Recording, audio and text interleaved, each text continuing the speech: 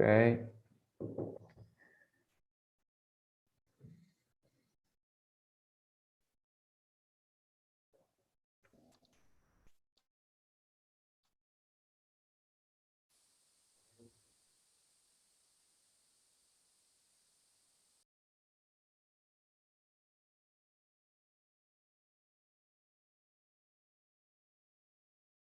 Morning. Ciao Michele, good morning. Good morning, Mario.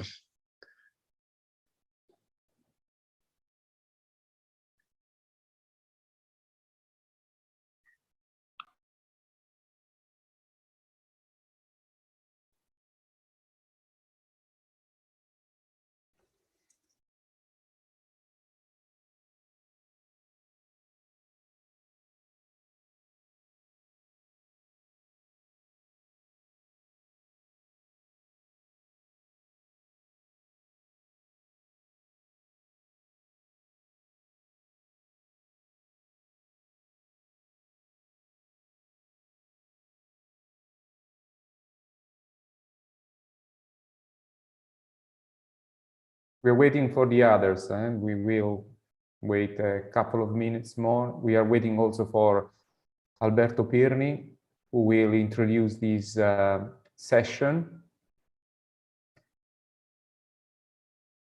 Did you experience any problem with the learning test yesterday?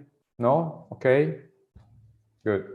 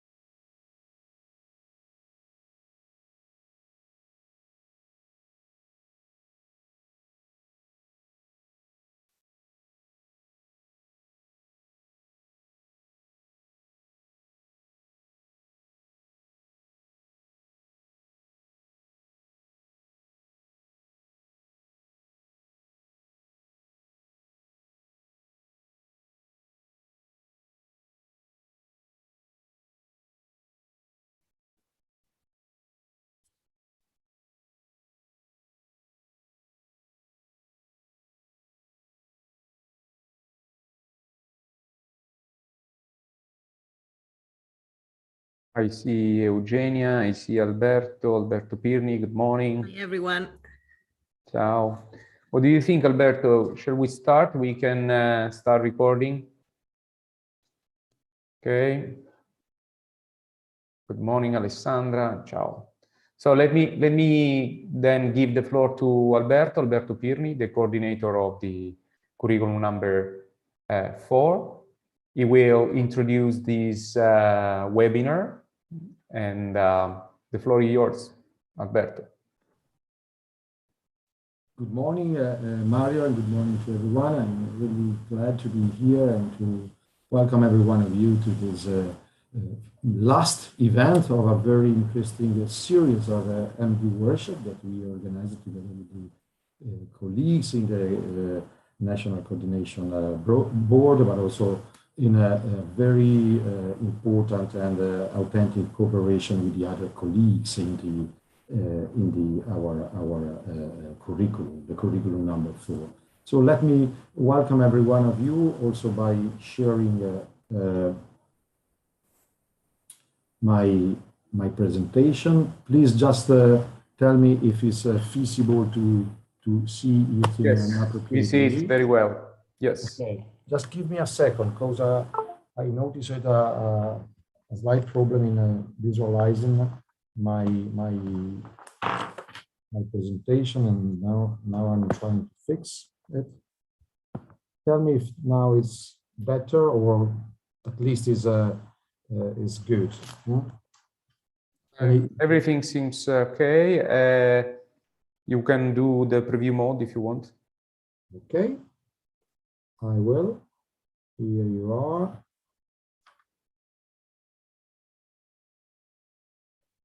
Okay. Yeah. Okay. Welcome again. And This is the MD workshop devoted to the curriculum number 4, Theories, Institutions, and Cultures of Ecological Transition. And this is, let's say, the picture and a sort of preliminary framing of the entire day. So the journey that we would like to do together with you along this day. We will start with a very brief introduction. We are already in that event, that moment. Then we will go further by hosting the contribution coming with colleagues of the belonging to the philosophical area. We gave to that contribution a title, for each contribution a single title. So the COP26 and the intergenerational approach, theories and methods. Then we will go further by hosting the contribution coming from the colleague, Professor Spinozzi, belonging to the literary theory area. Do a specific occurrence, the colleague Mantuan, which is actually belonging to the philosophical area, we will speak later on, so it's now inserted in this second slot. Then we will have a pause in order to relaunch our conversation in the afternoon by hosting colleagues coming and belonging to the legal area. And that's the one that you can see on the screen is the title, Regulating the Ecological Transition. We will go to the conclusion by hosting Professor Padovan, who will speak in charge of the entire sociological area of our curriculum, along that by developing and addressing that title and topics and investigating socio-ecological transition theories aimed to cope with climate change. At the very end, we will host a final and conclusive remarks by our coordinator, Mario Martina, who is here. As you have understood from the title, we decided to have a unique focus. Actually, that focus was, in a sense, asked and was, in a sense, promoted and requested by the colleagues. So to have an idea of what the COP26 did and what the COP26 did in terms of relaunching a systemic challenge, which is the challenge devoted to the multifaceted idea and the event of climate change, and we will try. 他以前是跟着这个正教授读博士和硕士的。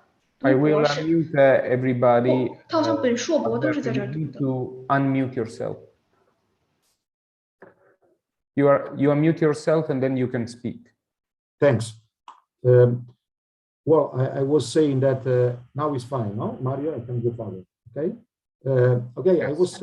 Thanks. I was just saying that we decided together with the colleagues to give voice to a massive systemic point of novelty, which is represented by the COP26, but we don't want to limit our attention to the COP26. We will, in a sense, use COP26 as a way for entering into our main research topics. And this will be evident starting from the next slide, if I try to do that.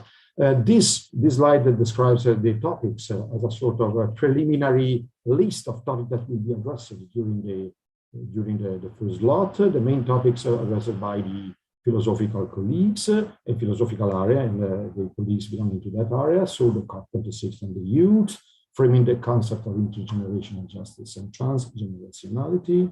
How should now the new generations reconceptualize the very idea of nature and the relationship between nature and the techniques, nature and technologies, to conclude with a creative responses to sustainability challenges, theories and practice. This belongs to another branch of the philosophical area, mainly the aesthetiological and theories of languages analysis.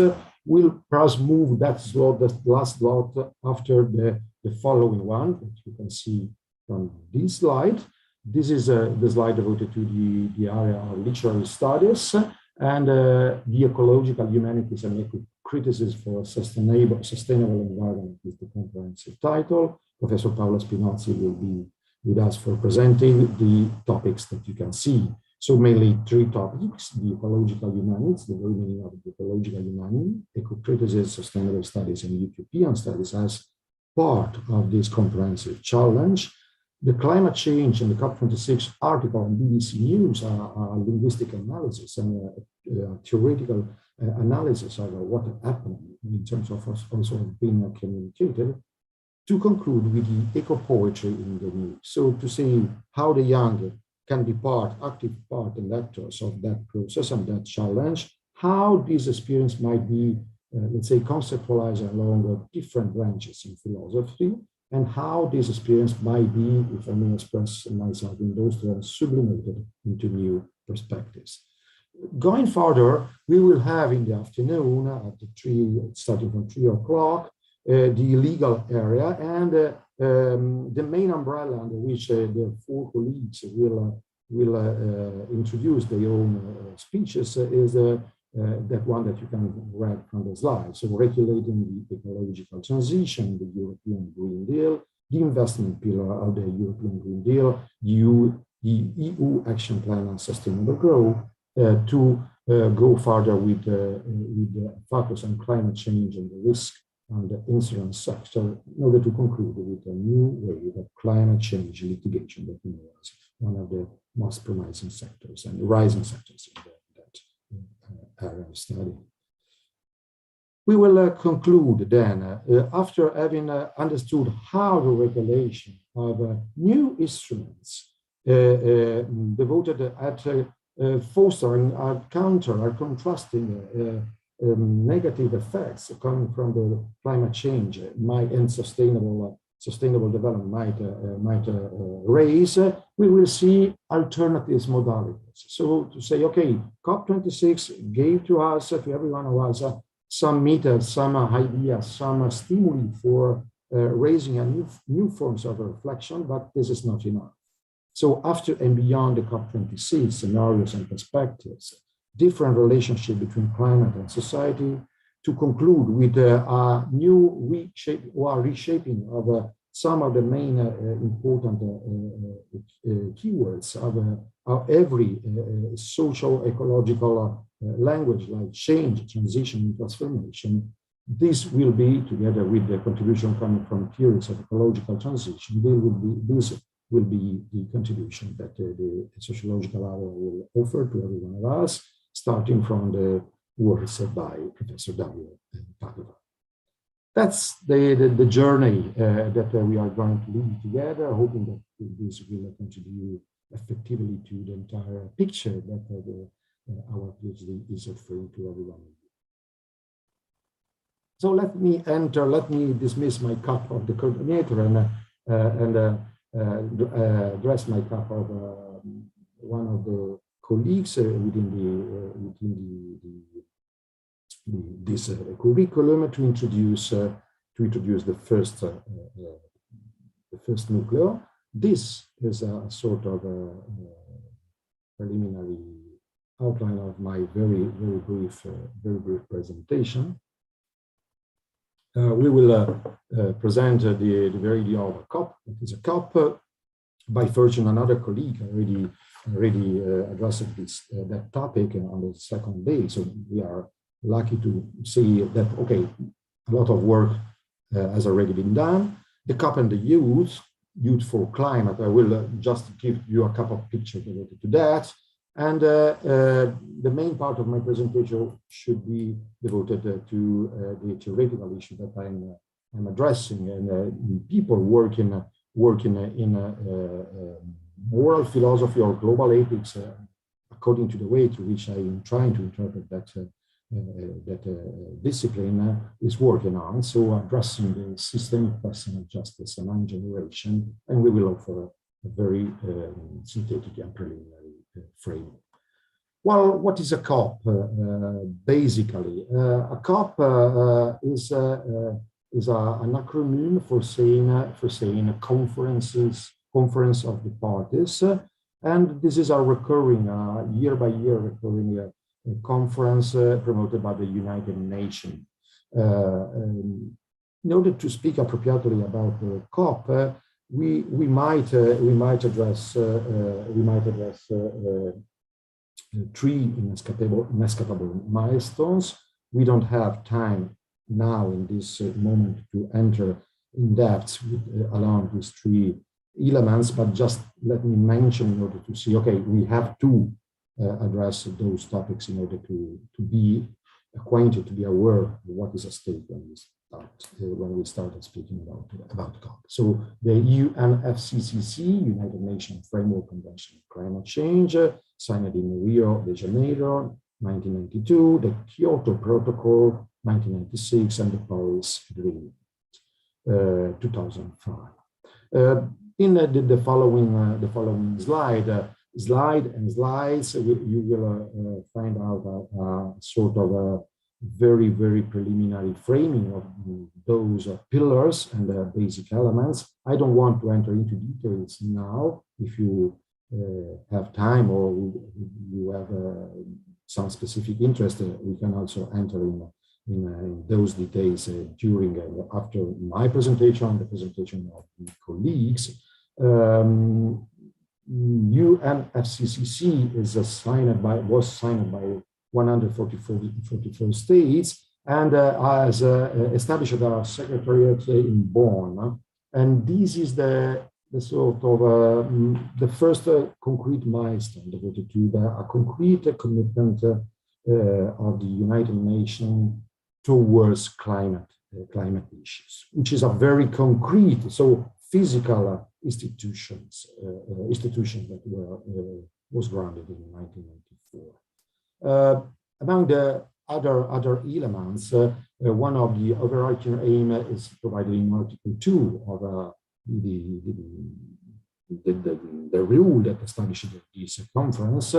And among the key principles, at least two should be mentioned at this level. So the intergenerational and the intragenerational equity approach, and establishment of the so-called right to sustainable development, which has very important implications for all.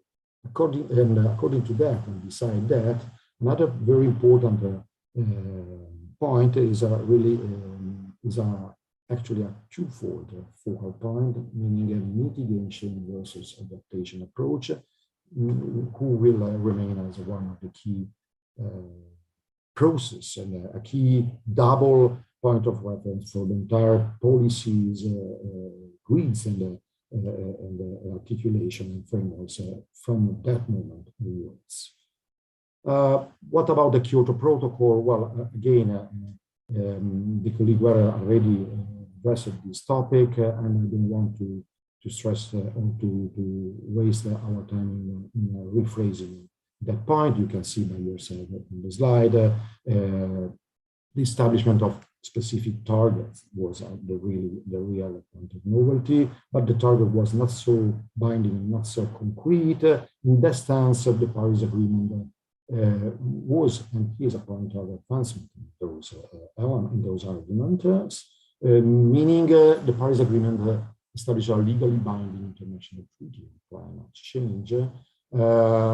The idea of a 1.5 Celsius grade was established in that protocol, in that agreement, and this is a landmark in the multilateral climate change process, because for the first time, a binding agreement brings all nations into common cause to undertake ambitious efforts to combat climate change and adapt to its effects. We will see how it works, or perhaps also colleagues, we will see that, but please let me mention that also legal colleagues are expert in such a kind of environment, meaning the idea of having to do with protocols and the role of state actors. The idea of reduce the greenhouse gas emission was launched by the Glasgow meeting, so the COP26. But in which sense Glasgow was, in a sense, symbolic or poetic, but in another sense, very important moment for we all. Well, the COP26 will be organized in cooperation with Italy, by the way, for the first time by our country. was established in Glasgow, hometown of James Watt, inventor of steam engine. So in a sense, it was symbolic to say, okay, Glasgow was historically one of the triggering point of the indirect historically contributors to the establishment of a point of novelty in terms of emission, in terms of waste, in terms of a lot of problems, but also a lot of possibilities in terms of development. This is why we can select Glasgow as the locus, the place in which we can try to start again, start for a new avenue for our near future. By the way, let me just mention that I was honored to be part of the institutional delegation that my own university, St. School of Advanced Studies, had the possibility to send to Glasgow. And in this sense, I'm also glad to say that in this curriculum, in the curriculum number 4, beside who is speaking, Professor Barbara Pozzo was part of another delegation coming from her university and other very important archaeological institutions, was part of another delegation, and we were both at Glasgow. This is to say that we are also at your disposal in order to, let's say, refresh the memory also or to share more precise contents related to that experience. And in this sense, in the following slide, I collected a series of pictures just to, let's say, to share the flavor of what Glasgow conferences gave to me as a participant for the first time, and I'm sure to everyone. Welcome to Glasgow. This was the gate of a train station, and this was the tunnel of a ScotRail. A lot of let's say a lot of advertisement to see we are doing something, we are trying to do something, we are aware of the point of novelty. Up to the New York Times first page, we can change the story of climate change, but the story was in a sense different, or also let's say to be framed within a very specific historical way. So the protocol against COVID was really strict, and we had to do a flu module test every day in order to enter to the conference, just to mention this in little detail. These are pictures taken from the very entrance gates, the very official label. Welcome to the UN Climate Change Conference UK 2021 in partnership with Italy. In partnership with Italy was the label inserted in every form of advertisement, official communication, and so on and so forth. But beside that official moments, well, we will see also from the first day some point of skepticism. Already something was not so good. These are the pictures taken from the main entrance and from the control, pictures taken from the internal events. And this is our 3 pictures coming from the main screen, in which you were acquainted about some of the events that were running in a very limited frame of time. So in 2 hours, you will have 30 up to 40 events that were collapsing, or let's say dealing in contemporary times. This is just to give to you an idea about the complexity, and this is just to give to you an idea on the negotiation rooms. I selected, not by chance, 2 pictures related to the Youth for Climate conference. One of those of the group of conference related to Youth for Climate event. Perhaps you can acknowledge in the TV or in the screen the face of Mrs. Espinosa, which is the UN Secretary General. And also our Minister Cingolani was there, sitting down beside her. And this is another picture taken from the same event, which was coming from representative of a lot of young people, or young association, NGOs all over the world, coming from all over the world. These are another series of negotiations rooms, just to give up to you an idea of what happened in that moment. But of course, this is not all, and this is not enough for giving a complete image of what happened. And this is just a very, very brief synopsis caused by looking at my watch. I would like to give to you a very basic idea about the political achievements devoted to COP. Well, I would say that we might see that this was the outcome was a sort of divergent of the comprehensive award. So a final shared sentiment of dissatisfaction came from several sources. So possible motivation of this comprehensive sentiment of dissatisfaction. So an old-fashioned modality for the negotiate, a very answered way, the classical way in which you are asked, all parties were asked to intervene on drafts. So entire meetings devoted to modify a single phrase or a single passage, a single paragraph, and nothing more than this. And this is, in a sense, frustrating. So the second, the perception of strong objective urgency that parties appear as not to be able to translate it into clear decisions. So we have a big urgency, and you are cheating. Your party, you are cheating. You are losing and wasting our time, which is a very limited resource. So a strong push from what Jürgen Habermas might call the weak but global public sphere, as compared to the strong public sphere that was, in a sense, in difficulties to translate those pushes into concrete protocols.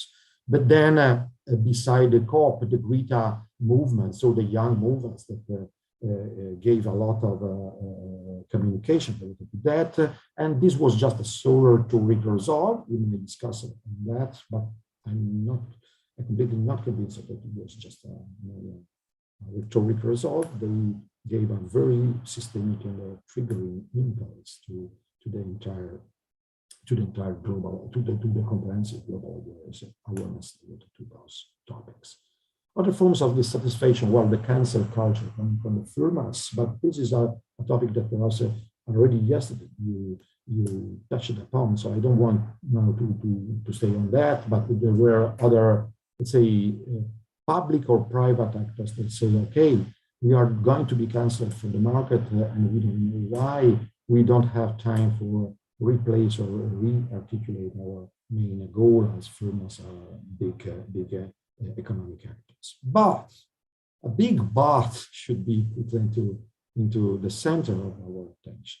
Well, to look in the glass as for at least for a part as a full, we might say that this COP was a point of completely novelty in terms of giving a massive results in terms of communication. Every day, every new news or journal or whatever reported a point, the point of advancement, a sort of a wrap up of the day in Glasgow. And this was the first time, as no precedents as for the previous COPs. Then the second point of novelty is a record-breaking number of delegates gathered in Glasgow. It's critical. COP, we were more than 40,000 delegates. Let's imagine that the first COP were frequented by hundreds of delegates. Then a point of no return, completely beyond the time of bilateral and multilateral agreements in order to create a comprehensive and global forms of binding agreements and binding protocols. The establishment of this Paris rule book, because the Paris Agreement was a very important point of novelty, but we missed the way through which we can give actuality, we can give concrete reality to those protocols, and Glasgow came for solving that issues. Then, last but not least, since also, unfortunately, through COVID, this COP was initially scheduled for the 2020, but thanks to this, let's say, postponing, at the end of the day, the COP26 gave more than 50 official decisions, binding decisions. This is a very important result. The most high results in terms of public protocols approved in that case. And last but not least, the Glasgow Climate Pact, which is a convergent agreement about keeping the 1.5 incisive grade threshold alive. And this is these are the words to which, according to which the COP26 President Alok Sharma concluded the conference. We can now say with credibility that we have kept 1.5 degrees alive, but its pulse is weak, and it will only survive if we keep our promises and translate commitments into rapid action. I'm grateful to the UNFCCC for working with us to deliver a successful COP26. So a point of, let's say, not full satisfaction or satisfactory results, but a point for a new departure. Well, just to conclude with this preliminary framing that will be used and will be interpreted by all of the colleagues that are going to take the floor after me, there are four main results that are in front of we all are in front of the worldwide public opinion: adaptation, finance, emissions, and the finalization of the guidelines for the full implementation of the Paris Agreement. I can't enter now into details. I'm sure that other details will be shared and will be part of our conversation along the entire day. In that slide, the participants to this meeting will find out the complete list of decisions and their correlative texts for any kind of development or further curiosity. These are the four pillars of the achievement, the four main achievement evenings that COP26 raised: mitigation, adaptation, finance, and collaboration. Youth for climate, then. Well, what about youth for climate? Driving ambition, this was the label according to which that event was launched in Milan, and we as Italian, so our country was one of the absolute protagonists of that moment.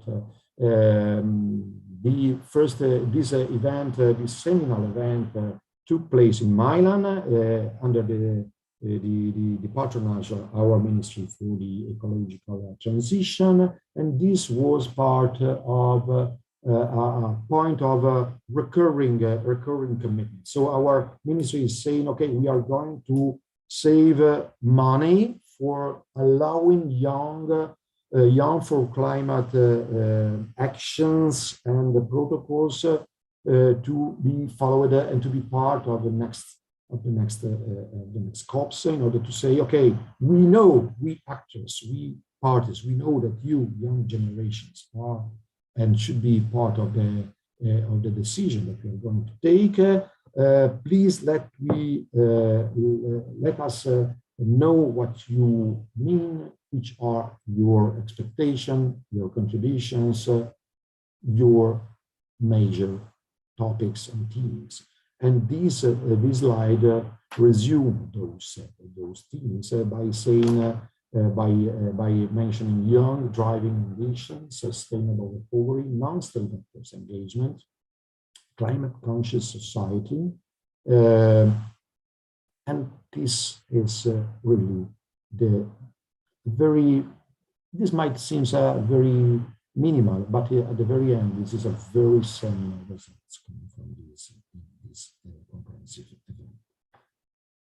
Okay, that is a sort of a preliminary framing of the issue, and this is will serve as a sort of main umbrella for we all. Let me just use now very few minutes for describing what we can do, what we as philosophers can do starting from that protocols or that agenda. And of course, we started talking on that before the coming COP26. And beside the COP26, we were trying to address a systemic question related to justice and justice among generations. Well, in the meantime, as soon as I enter into this point, let me also anticipate that we decided together with the colleagues to have this kind of behavior, let's say this kind of procedural rules. at the very end of each block, meaning my speech, the speech of Professor Andina, and the speech of Professor Andina after me, and Professor Fasoli after Professor Andina, we will have not a pause, but the possibility to raise a Q&A section in order to share with you ideas and also any other kind of intervention coming from you. Then we will go further with Professor Spinozzi and Professor Mantuan in order to leave the floor to you again at the end of their intervention. This is as a comprehensive idea for going ahead during this moment, during the entire day, actually. Okay, as soon as we start dealing with the idea of justice towards future generations or among generations, we have to address a basic issue devoted to the living togetherness. And articulating a question of justice means having in mind who is responsible or might be able to do something. Why? So what are the specific reasons, the specific motivational driving to which you can do, you decide for doing or you decide for avoiding doing, how, what types of signal of systemic change should we expect, and when. So the timing is not a detail, but it is the very core of our expectation, of our comprehensive attention. So are we about to experience the effects of significant social impact of climate change, or will be the next one, or the next generation to do so? And this is to say that starting from these very, very preliminary protocols devoted to justice, then we have to specify the question of justice. And philosophers basically, well, moral philosophers, political philosophers basically do that. So they try to enter into the specificity of at least one, we might say, of those points. So the idea of the realization of a balance or an equilibrium in vectors in order to distribute or redistribute resources, pros and cons, the possibility to establish a reciprocity between and among the parties, the possibility to establish the procedure through which the agreement can be built and can be respected from the single actor's points of view. What are we? Who are and where are based the parties? So who are the actors, the agents, the recipients of the justice response? Then the spatial dimension, the boundaries of the demand of justice. So the state is enough, local communities are enough. I'm sure that together with the colleagues from the other curriculum, when we started speaking about green economy or circular economy, well, the local dimension or the spatial dimension is really important, is really at stake. Is that enough for framing a comprehensive issue about justice? The temporal dimension, then last and not least, the extent for the diachronic inclusion. I would focus in this slide on that point. So the temporal dimension in question, in order to establish or share some contents, and also to prepare and launch, in a sense, the contents that the colleague, Professor Andina, is going to share with you in a couple of minutes. The temporal dimension. Well, in political theory or in global ethics theory, we are used to have these three basic ideas of justice. So a theory of justice can be addressed towards the past, and in that case, we are used to talk about restorative or punitive justice, towards the present, and this is distributive justice, a distributed piece of cake, so slice of cake in a sense among single actors or among groups or among states and or among the first world and the other ones. Then we might speak about justice towards the future, and this is what we are used to call intergenerational justice. As soon as we enter into this realm, we are used to talk to deal with some problems, some theoretical problems. We don't have time, space, and resources enough to enter into details now, but just to mention a few of them. Well, as soon as we enter into the realm of intergenerational justice, we are transferring the very traditional idea of justice, which is an horizontal line. So we have to share something among who is present right now. Now I see 106 people in this meeting. I will say, okay, I can be just, I can be fair if I try to distribute a certain amount of resources among we all according to certain principles or certain procedures that we can decide as the most fruitful ones. And this is just a very normal, I would say, not banal, but a traditional way for addressing the issues of justice. But this issue is only established and articulated on the horizontal line. So the synchronic modalities for dealing with issues of justice. We have to imagine different plans, so different chronological status, or different chronological levels. And this means that we have to face and to deal with an ontological problem, what is a generation. And this will be, by the way, exactly the problem that Tiziana Andina is going to address. We are going to have and to address a logical and procedural, the limits of any indirect reciprocity. Well, I can reciprocate with the colleague Eugenia Machiavello because she's here, is beside me, but I'm able to share something with who is not present in that conference and will be not present at all. An ethical problem. How is the stability of the moral and political will related to intergenerational justice? Last but not least, a political problem. Who ensures its implementations and control? Stopping with the legal problem, which is the status of the legal obligation towards future generations. This will be perhaps, I'm sure, the topic of our colleagues in the next slot.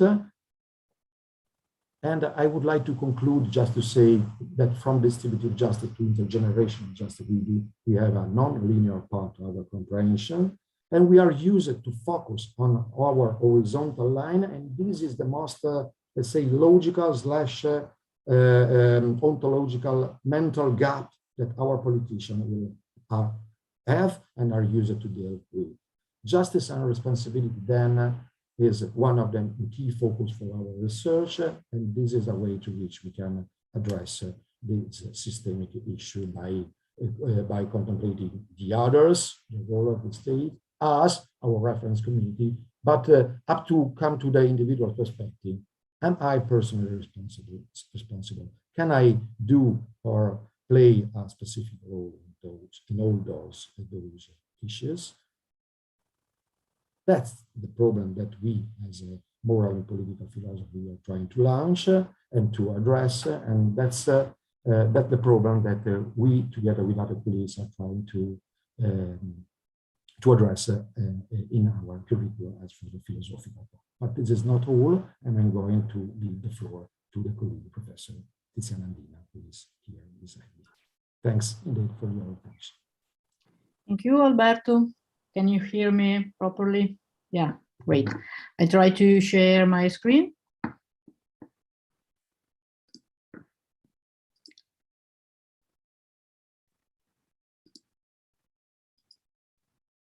Okay. Okay, great. Thank you, Alberto, for this very complete and I also think clear introduction, especially the last part with the last 2 or 3 slides are very useful to me, because those that part of your presentation introduced very well the way in which philosophy try to face the question of intergenerationality, which is the topic which I try to introduce briefly in this part of my speech. As Alberto probably explained in the final part of his presentation, philosophy is now trying to reconfigure, I would say, or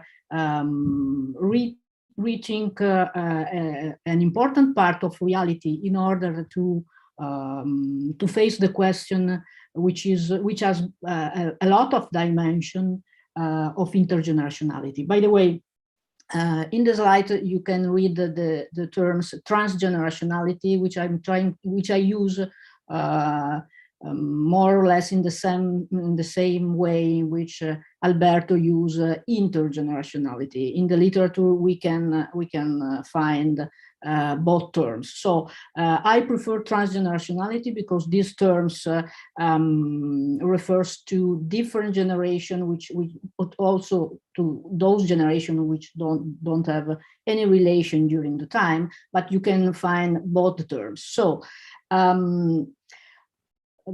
lot of different parts of philosophy try to face the question of intergenerationality because, like Alberto explained, it's intergenerationality or transgenerationality open a problem in a series of questions in ethics and moral philosophy, in ontology and metaphysics, and this is the approach I will try to follow in my speech, but also in political philosophy and probably also in philosophy and languages. So we need the full instruments of philosophy in order to explain why transgenerationality is important, and in order also to renew the way in which philosophy can help to rephrase and rethink reality, putting the notion of transgenerationality at the center of the philosophical investigation. So in my speech, I try to do 2 or 3 things, not more, and 2 of them as a relation with the with one of the mission of philosophy, which is try to clarify concept and notion. So I try to explain the notion of transgenerationality, and I try to explain how and what is transgenerationality. So I try to define the notion, which is one of the one of the jobs that philosophers usually try to do, and I try to explain how we can define transgenerationality. I try to put the focus on the notion of future generation, which was the notion which has been introduced by Alberto in the previous part of the of our talk. The notion of future generation is a central notion in ontology and metaphysics in order to construct a model of intergenerationality. So it's necessary to explain what is a generation for at least in the philosophical context, and how we can define a generation. So again, the question of definition is important to be addressed here. And I try to mention a particular kind of social action, which is usually discussed and introduced by social ontologists and social philosophers in general, and which is peculiar in some sense for those philosophers who try to reflect on transgenerationality. This particular kind of action is called transgenerational action. What they are, what are the transgenerational action, and why, I try to address this point, why they are important for philosophy. So what about transgenerationality? To explain the fact that society endures over the time, this is exactly the point which has been stressed by Alberto. For philosophers, is not only important to explain the way in which society work over the space, but is also important to explain how is possible that society endure over the time. So the question of the temporality is central here. To explain the fact that society endure over the time, the social ontology includes among its tools analysis the concept of transgenerationality.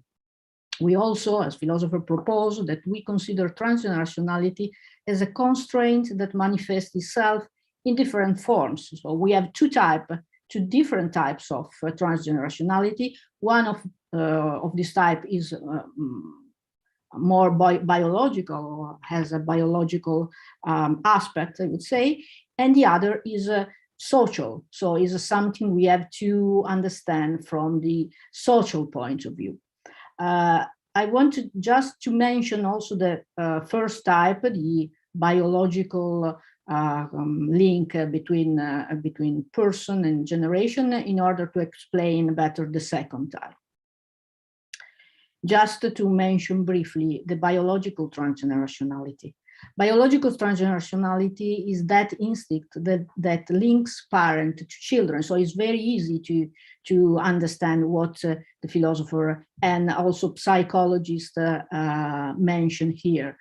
We can easily detect biological transgenerationality as an instinct of protection and care that emerges within the family. So the link between parents and so on is the primary transgenerationality that is protected in almost all legal systems, including at the legislative level. So it's something that we know very easily, and in our common sense understand very easily what we intend when we refer to biological transgenerationality.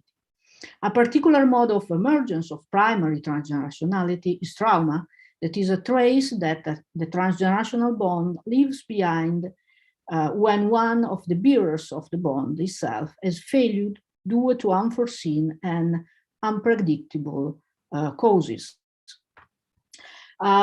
This type of trauma is described very well by a lot of artists. For example, you can read the letter or the reflection which has been wrote by Salvatore Dali, who described very well this particular phenomena, which is described also by psychologists, like the replacement child, the situation in which one brother is died and the other, which born very closely to the first, feel a sort of negative feeling related to the connection, to the loss of the first brother. This is just a quotation by Dali. I experienced that before living life. My brother died 3 years before I was born. His death plunged my father and my mother into the depth of despair, and in my mother's belly I already felt their anguish. My fetus warm in a Hillis placenta. I felt deep the persistence of this presence, a kind of depth of affection. This dead brother, whose ghost welcomed me, was not by chance that he was named Salvatore, the same name of the painter. Like my father and like me, I learned to live by filling the gap of the affection which was not really given to me. And this is I repeat, a sort of experience, a very impressive experience, which was described by a lot of artists in the same situation. This is the first kind of transgenerationality, the bond between a person who live in the same family. We have another, and we experience, we can describe another kind of transgenerationality, which has a social important and the social aspect. And this is the second kind of transgenerationality, which is important for our dimension and our analysis. The philosopher named this this second type of transgenerationality as social transgenerationality, not biological, but the social one. Unlike biological transgenerationality, social transgenerationality is a bond that emerges in a series of social and institutional practices, specifically in a certain type of social action, namely what the philosopher called transgenerational social action. The transgenerational social action have the characteristic of requiring necessary cooperation. I would like to stress and underline this part of the definition.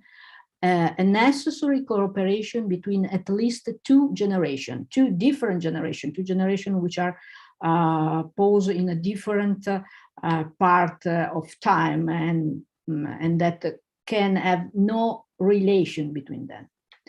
One of the two decides to carry out the action that has a transgenerational character, while the second has the task of continuing and possible concluding the transgenerational action. So in this model, you have two different generations which occupy two different parts of the time, one at T1 and the other which plays a different part in the line of time, for example, T2. And in this model, you have the two different generations. We have to cooperate necessary in order to conclude a particular social action. The central theoretical point of transgenerational social action lies in the fact that the succeeding generation that complete the transgenerational social action generally do not have the opportunity to give prior consent to the action. Just one generation decide that a particular social action must be implemented in the course of the social practices. The critical point of transgenerational social action is that the generation deciding on transgenerational action cannot require others, in most cases future generation, to agree to the action. Material impossibility, however, does not exclude from an ethical point of view, this is the importance of the topics which has been stressed by Alberto before, of view this type of action, if undertaken, should not include the adoption of special precaution towards future generation. So we have a metaphysical model, an ontological model, a specific structure of social action, which must include a specific way of agencies between generation, which can have, that can have a specific, that can open specific ethical and ethical question, ethical issue. What we can say about future generation, this is the second point of the clarification that I would like to do in this presentation, or of the concept clarification. What philosopher can say about future generation? I would say, I would try to consider future generation like a sort of abstract artifact in the way I can explain now. Since the notion of transgenerational social action refers in many circumstances to the concept of a future generation, it is necessary to make an ontological commitment to determine what kind of entity we are talking about when we refer to future generation. In other words, it's not possible for a philosopher to talk about an entity or to introduce an entity between his tool without taking a commitment on the ontological side towards that entity. So in other words, we have to explain what we mean referring to that entity. I propose to consider future generation as somewhat peculiar abstract artifact, as I mentioned before. At a certain stage of their existence, they have the same characteristic as, for example, Donald Duck, and more generally as fictitious entities or fictional entities. Yet, unlike Donald Duck, future generations are entities that will exist soon or later. In other words, they change their ontological status, turning it from the status of potential being to status of actual being. This means that they have the characteristic of moving from power to act, something which exists as a potential entity to something which more before or later will exist as an actual entity. The idea is that we have introduced this kind of entity into social reality, more or less clearly, precisely in order to exploit this shift from power to action. The expectation is created that future generations will enter into the dynamics of transgenerational action by continuing the action and concluding it. So in other words, we need future generation in order to explain a great part of social action, an important part of that social action which are performed by institutions or states, for example. So we as social actors have introduced the notion of future generation intentionally. This is the point. In other words, psychological mechanisms are set in motion at the social level, using trust as an instrument to regulate social dynamics. Without a future generation, it would be impossible to construct a mechanism of trust in performing some particular kinds of social action. To summarize, transgenerational action allows society, as we have structured them, to have a considerable, potentially infinite duration in time. They imply the existence of a specific dependencies constraint between the agent performing this type of action. This constraint is real and must be included in our ontologies. So it's something that we as philosophers have to recognize. Transgenerational social action are generally carried out by institutions, mostly governments and states, but can also be carried out by individuals acting on behalf of an institution or in person. The fact that we include the transgenerational social bond in our ontology also entails a consequent and necessary ethical acknowledgement. If the transgenerational bond exists and if the generation using it can enjoy certain favorable conditions, especially in terms of trust, which they would not otherwise enjoy, then we must also conclude that the present generation do not only have rights towards future generation. Duty towards them must be articulated and taken care of. So this is a sort of provisional definition in order to close our theoretical circle of transgenerational action. We can define transgenerational action as those actions that require a necessary cooperation between two or more different generations, one of which is usually a future generation, to complete the action. The other point is important to remember is that just in this model, only one generation give the consent to the action, not all the generation involved in the social action. And this is just a point for your reflection. We will try to enter in the detail of the slides in the specific lesson as a curriculum will do probably in May.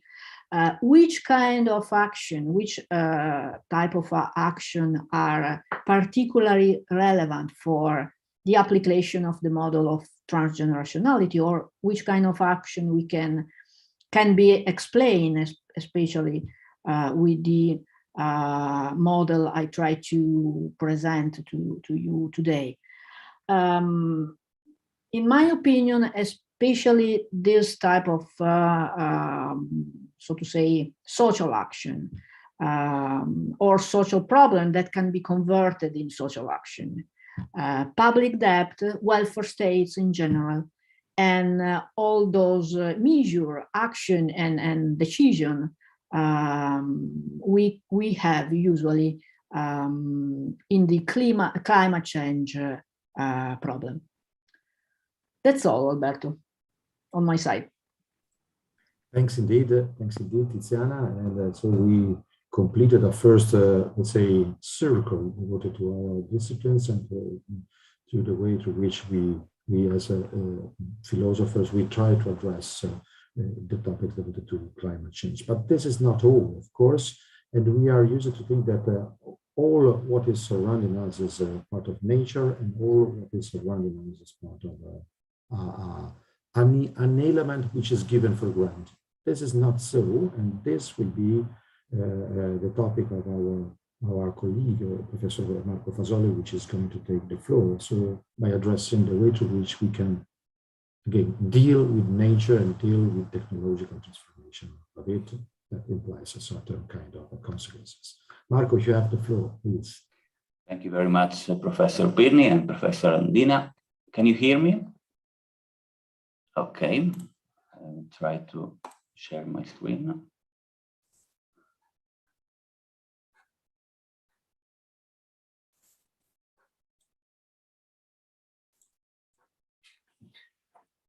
Okay, so the title of my talk is Rethinking the Relationship Between Nature and Technology.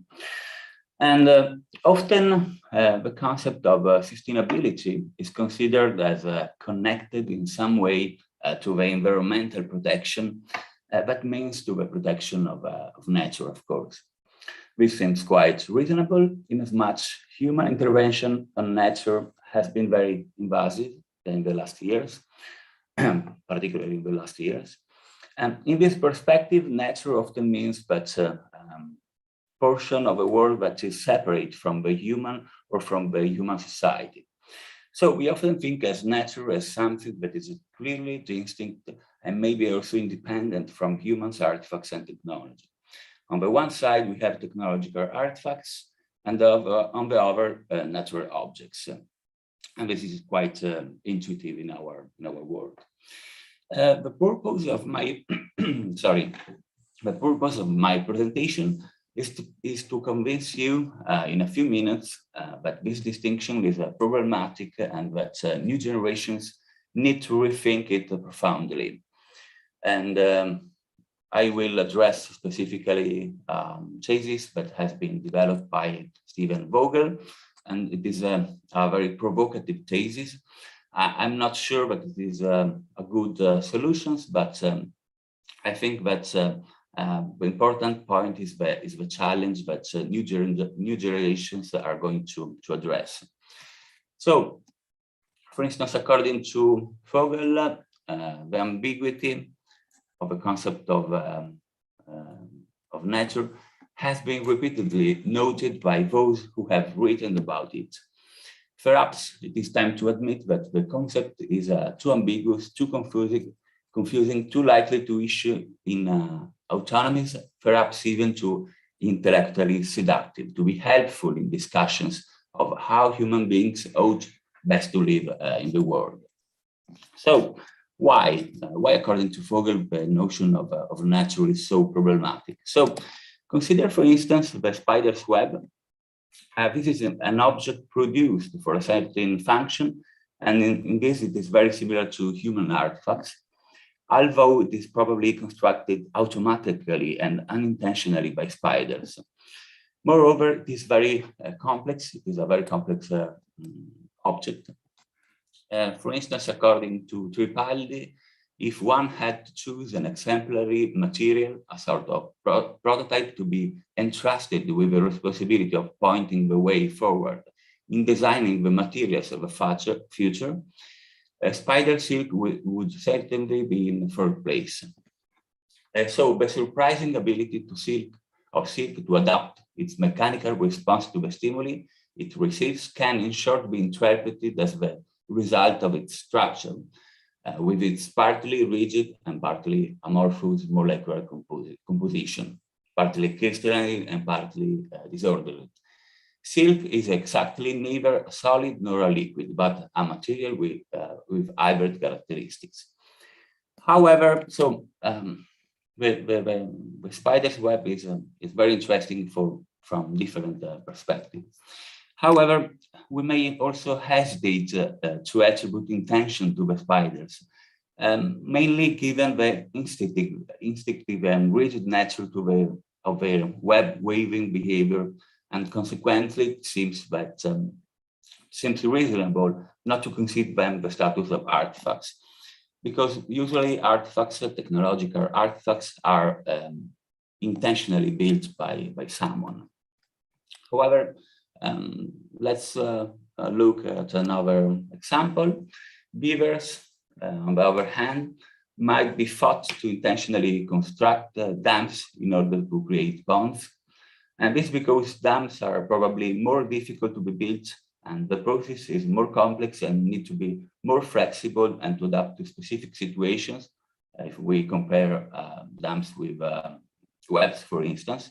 So in a sense, beavers' dams seems to qualify as technological artifacts, but paradoxically, they are created by animals, but and they don't pertain to the human realm.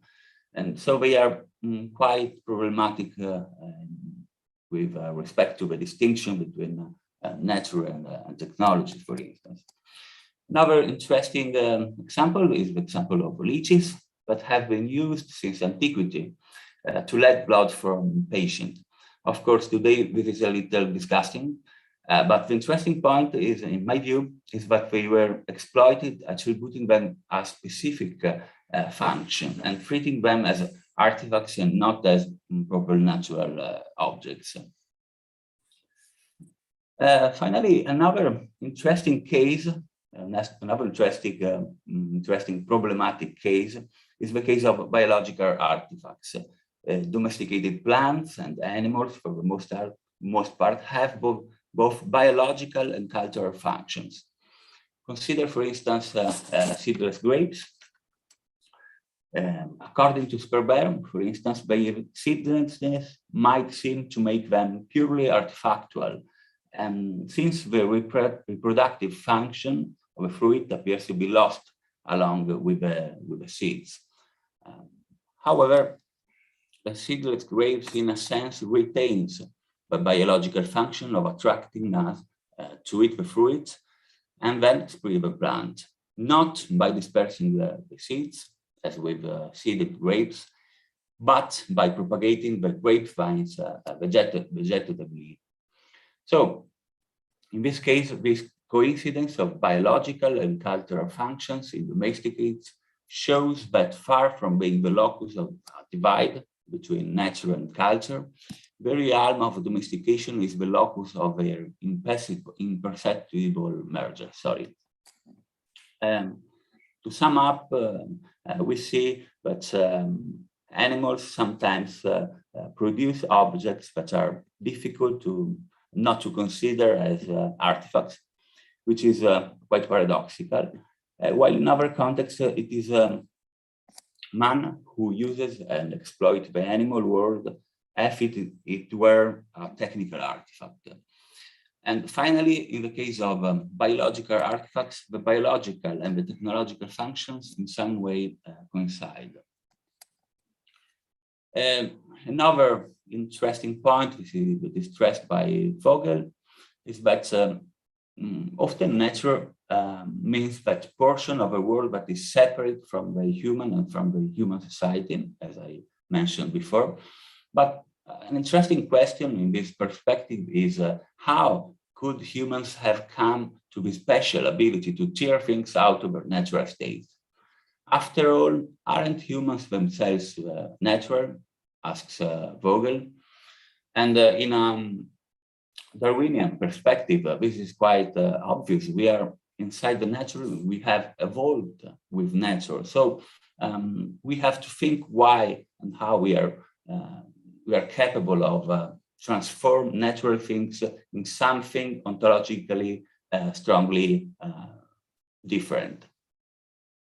So the paradox here is that humans are doubtless a part of nature, but still we are capable of ending nature also. And according to Vogel, this is one more reason for thinking that no good sense can be made of an artifact-nature distinction, making it unfit for the purposes of environmental philosophy, for instance. So, Stephen Vogel argues that no good sense can be made of an artifact-nature distinction. And this is because our concept of nature is riddled with antonymy-generating ambiguities. And so the provocative thesis that Stephen Vogel develops in his book, Thinking Like a Mole, is that we need to abandon the distinction between natural and artificial objects and think in terms of environments and its parts. So in this perspective, we are part of environment, and also technological artifacts are part of this environment. And then, according to Vogel, the environmental thinking would be better off if it drops the concept of nature and spoke instead of environment. That, according to him, is the world that surrounds us with its part. And in this sense, the title of the book is is provocative, and it is a reference to the motto of Aldo Leopold, who suggested that we should think like a mountain. Instead, according to Vogel, we have to think like a mole, because also moles are, in a sense, part of our environment. So the questions that Vogel addresses are: can we develop an environmental ethic and an environmental philosophy that take the environment, a word that simply means what surrounds us, to be bits we actually inhabit, and no longer concerns themselves with nature at all? By offering what might be called a critique of nature, I will try to argue such a philosophy may in fact we can read the, okay. By offering what might be called a critique of nature, I will try to argue such a philosophy may in fact show those form or older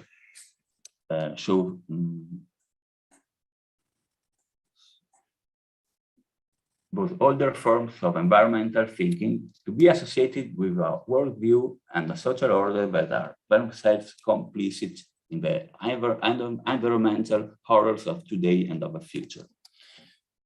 So, to sum up, the distinction between natural and technological artifacts is, of course, very problematic.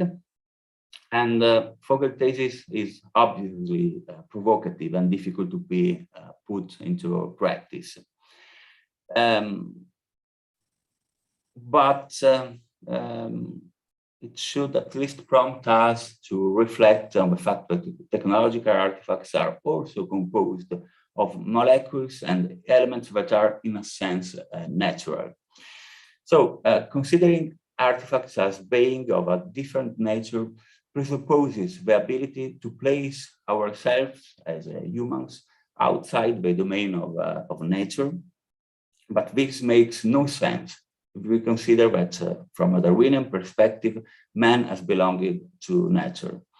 And this, in my view, resurfaces very strongly when artifacts stop being used and they become wasted. The fact that they are very difficult to dispose of shows us that they have been conceived not as natural objects, or in Vogel's terms, not as part that can be easily integrated with the environment. So the proposal of Vogel to abandon the notion of nature is quite complicated, maybe, but it should push us to think, and should push us to reflect on how new generations should conceive the extinction that is so problematic in an environmental and sustainable perspective. And that's all. Thank you very much.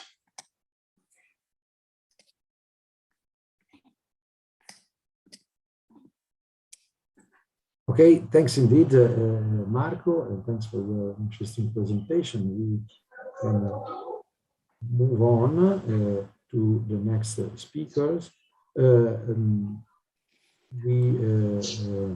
we agreed with Professor Mantuan to deliver his intervention immediately. Please apologize if I will be in charge for sharing his slide, and he will present his intervention by guiding me in that exercise. Yes. Thank you very much. And sorry for the mask, but I am in a place where I cannot take it off. It's been quite an emergency situation, but everything's fine. So I think, as you will see now, what I am going to present really is kind of a photo gallery. So we are now going over to, let's call them artifactual artifacts. So this is really how artists and different generations, as we have been speaking of generations, as different generations of artists have reacted to climate change in general, to the climate crisis, or to environmental issues. So please, next slide. And you will see here something that I think looks quite bad if we are seeing this in our perspective today with our environmental and ecologist attitude that we have today. So today is 2022. Over 50 years ago, one of the fathers of so-called land art, or also earthworks, they have been called, or environmental art, Robert Smithson, would do a work like this, like the one you can see, which exactly does what the title says. It is a glue pour. So he loaded the tunnel, a barrel of glue into the environment. This doesn't look good today. This makes you, of course, think of oil being spilled over, of ecological disasters. But 50 years ago, such kind of picture is actually referring to something completely different. It would have been seen as a liberation from art institutions, art being brought outside of the museum into the environment, responding to the environment. But of course, this is something that impacts the environment. On the next slide, please, you will see another founder of the earthworks movement. Please, Professor Pirni, if you may go over to the next slide. And this is Michael Heitzer, the double negative, where he cut across a natural landmark. Okay, so just to make a minimalist point, really. But of course, in our eyes today, this is much more akin to the construction industry that severely impacts and changes the environment. But at the time, again, it's over 50 years ago, this would be called even environmental art. So the important thing here is that we have to change our mind and also the terms we are using in art history to describe the kind of changing attitude that came generation after generation towards the environment. But already in the next slide, please, you can see that already in the 1970s, when environmentalist movements really started to take off, also in the art world started to come in the foreground some artists like John Latham that were working on the environment, but not yet again in this kind of exploitative, patriarchal, colonialist way. Here in Scotland, the five sisters, these that you can see, he pictured them, he photographed them, he made kind of an ethnographic and environmental research on these hills. These 5 hills are not natural hills. These 5 hills are actually debris. They are the residue of mining industry in Scotland. So this is how mankind has altered the landscape. And John Latham in the 1970s, with his artist placement group, decided that it was about time that in a creative way, humankind responded to what they had done to the environment. And here what he actually did, it was not just a research about these hills, picturing them, but especially giving them a name. Christening the hills is a very important act because it gives people responsibility towards what they have done. So it's not just a hill of garbage, it has a name, and we have to respond to this. On the next slide, you will see another pioneer of environmentalist attitude that responded especially to leftovers of our industrial society, Nancy Holt, which interestingly was the wife of Robert Smithson, but she reacted in a completely different manner towards the environment. And here in Dark Star Park in Rossland, Virginia, she operated very often on abandoned landmarks inside urban areas, transforming them not just into parks, because that's something that a city mayor would do. No, she decided to give these places a new nature, especially to give them a cosmological relevance. So she tried to build cosmological oriented parks or gardens or landmarks in order to connect people again with their surrounding environment and even with outer space. So understanding that it's not just about turning landfills into parks, but giving them a meaning. On the next slide, on the next two actually, we'll see another attitude. This is the very famous 7,000 Eichen, 7,000 Oaks by Joseph Beuys. There was, again, not in the 70s, it started in 1982, which also speaks of generations, because as the art historians know, what we can see here is another step. It's not just the artist reacting alone to the problems of the environment or giving responses to society, but here Joseph Beuys started to involve the public, to engage the audience. What he did at Documenta in Kassel, one of the most important international art exhibitions, was bringing, you can see here, 7,000 small pieces of stone that he would just disperse on the park in front of the museum. Of course, the citizens went very angry, but what was the pact that he tried to steer in the public?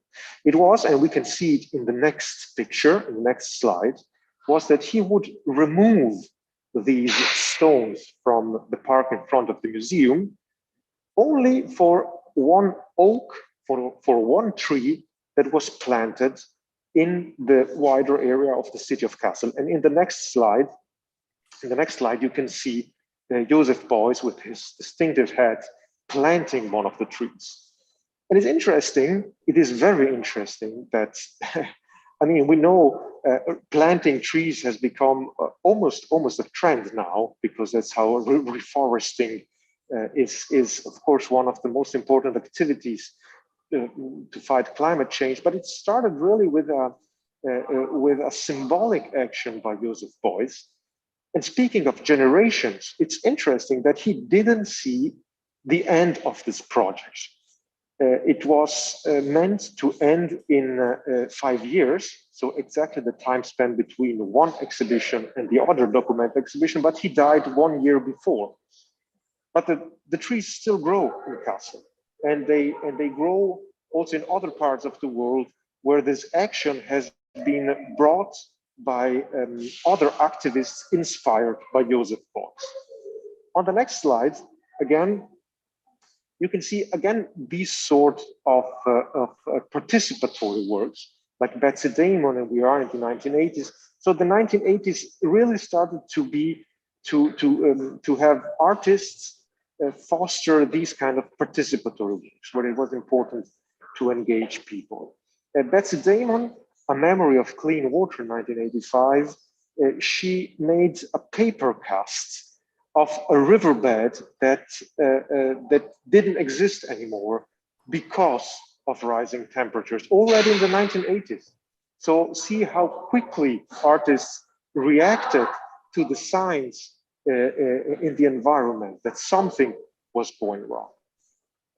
On the next slide, we're now jumping a few decades, 2 decades, but after Hurricane Katrina in 2004, and the tsunami in 2004 and Hurricane Katrina in 2005, especially in North America, there has been a spate of exhibitions explicitly devoted to climate change. And of course, we all remember 2007, An Inconvenient Truth, documentary film by Al Gore, which then earned him a Nobel Prize. And in fact, in North America, one can count over a dozen exhibitions in those years concerned with climate change. And what's interesting is that most of the artists involved were not the very famous artists, the one of the elite art world, but those that we really can call activist artists, especially public artists that wanted to engage the wider audience on environmental problems. This is Mary Miss, Connect the Dots in Boulder Creek, a very important exhibition because it was curated by Lucy Lippard, that art historians know very well because she was one of the main protagonists of art feminism in the 1970s. So she turned to ecological issues. And Mary Miss here with these dots is signing in the city of Boulder, where she's signposting where the water level could rise in case of a disruption caused by climate change. So they're bringing their instances, artists are becoming activists inside society, and they're bringing their instances inside society. They're trying to engage the public, not just the art public, and this is one of the most important things, but it's trying to build a dialogue between science, technology, and humankind in order to change their behavior, their attitudes towards nature. On the next few slides, we can go also quite quickly because I see it's probably too long. Gail Chong-Kwan, an Asian artist based in London, Paris remains. She's collecting leftovers of food here in Paris to reconstruct Gothic architectures that speak of what is being disposed of by our eating disorders, I would say, in our cities. And this is 2008. And then again, next slide, just to present some of the very interesting works, like this one by Tiga Brain, an Australian artist based now in New York, coin-operated laundry. She's also an engineer, and this is also interesting. So we start again having artists that are using the creative languages together with science to bring creative solutions that could inspire new visions in our behavior towards the environment. Coin-operated laundry is a very simple and clever artifact. It is a common laundry as you would have in every basement from New York to Los Angeles, but these ones work in a way that the water, that the sewage that goes out of the washing machine is being immediately filtered by a wetland grown in that place. And so the wetland cleans the water, and the water gets back again in a virtuous circle into the washing machines. And this installation piece is going to be shown also at the exhibited at the Smithsonian Gallery later this year. So I think I can even stop here. What I wanted to make as a point is that artists have come increasingly became activists, increasingly started to try engage the wider public, increasingly tried to propose creative solutions that could change cultural paradigms, recognizing that it is the way we think that prevents very often an effective action towards the environment. And it's interesting also, one of the next slides, but it's, I think, not the next, but please, Alberto, just skip a few slides. Let's see the next one, just to end. And then perhaps another one too.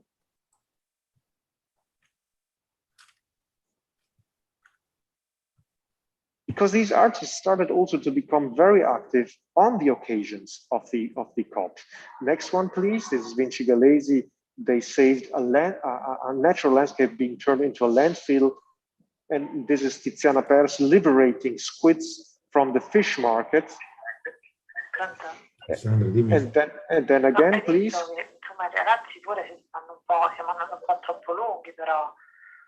And this, ecco qua. Adesso vediamo. Ma anche nel rispetto degli anni, insomma. Ecco qua. Yeah, no, okay. So please. This is it. Alberto, we can hear Microsoft is the... open. You want to switch your microphone off. I would say this is it then, really. Thank you very much. Sorry, it was a little longer than expected. And this was just to show what artists did over the years. Okay, thanks indeed, Diego. Thanks for your intervention and also for having letting you know this entire and complex history of ideas and history of the way to which the artist became also an activist and became a point of reference for the contemporary debate related to climate change and its transformations. It's now the turn of Professor Paola Spinozzi, who is going to go deeper and deeper into the way to which literary forms or artistic forms developed the same Razionale, shaped those in their own terms and demonstrated at every point several other points of novelty related to the same. Can you confirm? Can you confirm you can hear me? Perfectly, Paola. Perfectly. Good. I know Good. that time is an issue. Time is always of the essence, and time is an issue today. I think we have to be a little bit patient because we are late. There's no denying that we are late, and I think that we have to try and be a little bit patient because, yeah, there will be questions and answers, but there's also this presentation of mine, which I can try and shrink as much as possible, but the point is we're supposed to be finished by 1, and I can already anticipate we will not be finished by 1. So let's try and be patient. If I may say this, just as an encouragement, as an invitation to join the day as it goes. So I hope you can you see my screen? Yes, we can, Paola. Perfectly, Paola. Yeah, okay, yeah, I was trying. Can you see my screen as a presentation now? Presentation mode, is it working? Yes, it's working. Good.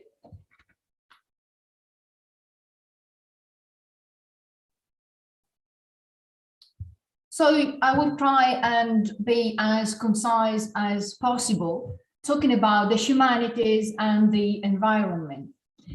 From a theoretical and methodological point of view, we have two main questions, two main issues here. One is what the ecological humanities can do to sustain the environment and what eco-criticism can do to sustain the environment. And there are two different perspectives, what the ecological humanities are and what eco-criticism is and what they can do. So to try and explain, to try and summarize what they can do, I would start by saying that humanities scholars are usually associated to ways of interpreting the world rather than to ways of acting in the world. The humanities and the environment should try and change that. In fact, they have tried to change that. They are changing that. It's a process, and they are changing that in ways that allow humanities scholars to still propose interpretations while at the same time trying and exploring forms and ways of active commitment. So it's a case of trying to bring together interpretations, hermeneutic models, epistemological models, along with commitment and agency. This brings me to the next issue and to the next answer that I would like to share with you. What ecological humanities can do to sustain the environment, to discuss, to retrace the origins of ecological thinking, of how ecological minds were formed, have developed throughout the centuries. And this also involves stressing the importance of a diachronic approach and of a historical approach. And then assess what the ecological humanities have achieved until now, even before they were known as ecological humanities, and of course plan what we should aim to achieve. Well, we got lucky because we as a group, and certainly the national PhD program, but even more so, we as a group, we as a CV are the ecological humanities. The ecological humanities are formed by a variety, a wide range of humanistic disciplines, and certainly our curriculum is representative of that: philosophy, sociology, anthropology, literature, the law. So I would say that we are becoming a model. Hopefully we're becoming a good model of the ecological humanities. While eco-criticism is in fact what I do as a literary scholar. And what eco-critics do, they try and understand how literature and literary study can become more militant, while at the same time staying true to the autotelic nature of art and literature. And it's a difficult job. It doesn't seem to be so difficult, but as a matter of fact, it is quite tough. And I have had objections from colleagues of mine, literary scholars, who have told me, why do we have to do that? Cannot we go on appreciating, enjoying, understanding the aesthetic value of text, of literary text, of poetry, of theatre? No, as a matter of fact, we cannot only do that. We can certainly do that, but we can no longer only do that. So the ecological humanities can help people understand, all of us understand, how important history and stories are. History, because history provides a background. History puts things and phenomena in perspective, but also stories, the importance of stories, the importance of narratives, and the importance of storytelling. While one of the reasons why we have failed so far, we have failed up to now, is that we have relied on scientific discourses, we have relied on scientific data, which are certainly essential. I'm not at all trying to disparage or diminish the importance of these contributions. I'm trying to say I really want to say, not trying to say, I want to make clear, it's very forceful, this idea of mine, is that scientific data and measurements acquire validity and acquire meaningfulness if they go together with other approaches that involve, as I said, history, a historical approach, and highlight the importance of stories, because we need scientific data as much as we need stories that we can relate to. Otherwise, those scientific protocols, agendas like COP26, they seem very far away, they seem very remote. And in the end, we end up not really caring. I want to give you three very, very quick examples of what I mean. And the first example, of course, is the very famous Rachel Carson, Silent Spring, A Fable for Tomorrow. And I'm quoting her, I'm not going to read the whole passage, but of course this presentation will be available for you. What I'm trying to say is that, let me move the bar. You see what I've highlighted in bold, that this is a book on synthetic pesticides and how these synthetic pesticides are biocides. They affect not only pests, but the whole ecosystem. But at the same time, while this book is a book on environmental sciences, because Rachel Carson was an environmental scientist, it's also a book on the narrativization of science. It's also a book that merges environmental science with fairy tale and fable, fable in the etymological sense of the term, a story that has a didactic meaning.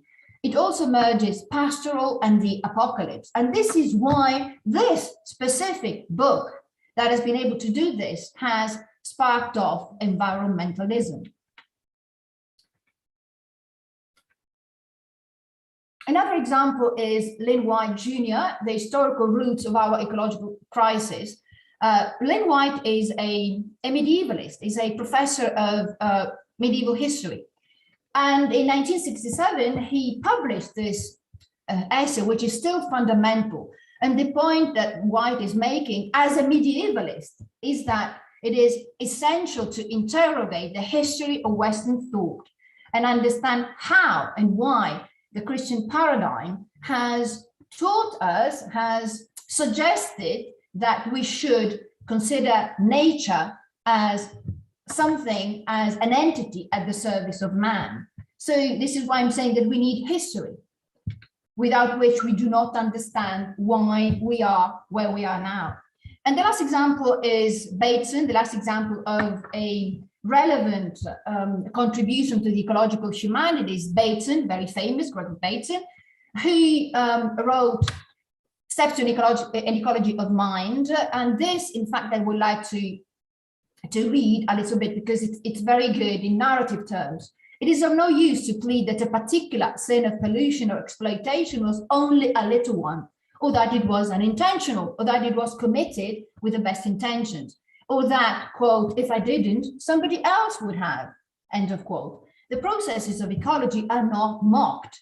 On the other hand, surely the mountain lion, when he kills the deer, is not acting to protect the grass from overgrazing. In fact, the problem of how to transmit our ecological reasoning to those whom we wish to influence in what seems to us to be an ecological good direction is itself an ecological problem. We're not outside the ecology for which we plan. We are always and inevitably part of it. And you see how in bold I highlight the narrative quality of this excerpt and also the metacritical attitude. So not only the ability to express a critical attitude, but also, and more importantly, to ask, to wonder how that attitude, that methodology works. So to ask ourselves how we do what we do. Worcester also provided I would say a map, a road map for all of us. And it's an appeal to humanities scholars. It's an encouragement to do what we do best, produce interpretations that are based on facts, but also on value judgments.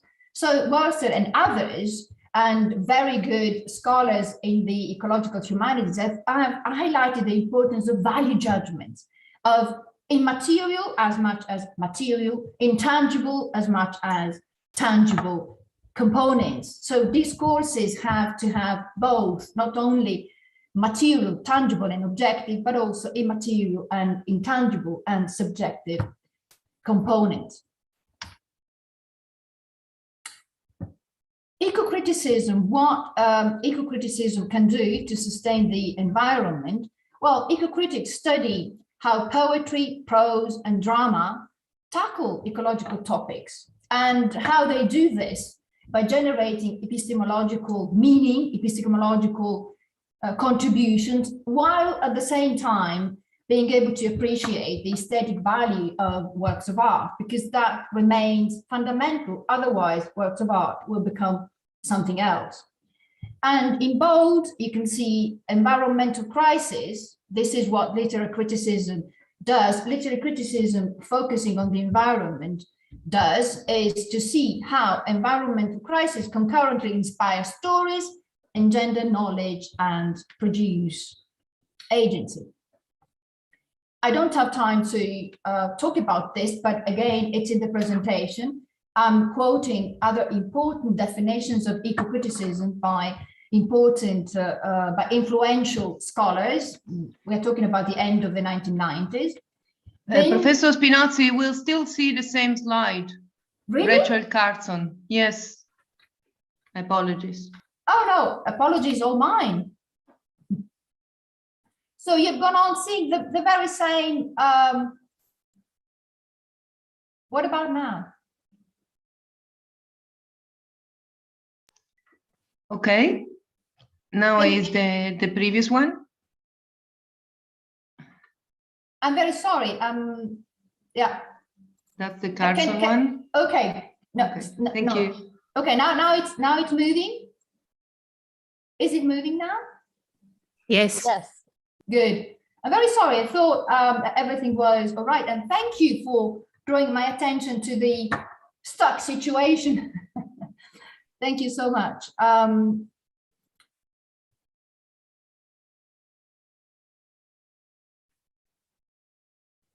So I'm scrolling the slides, which I'm afraid you will have to go back to in the presentation. It's a pity it didn't work. It didn't work as a presentation. It just works like this, but it's okay. It often happens.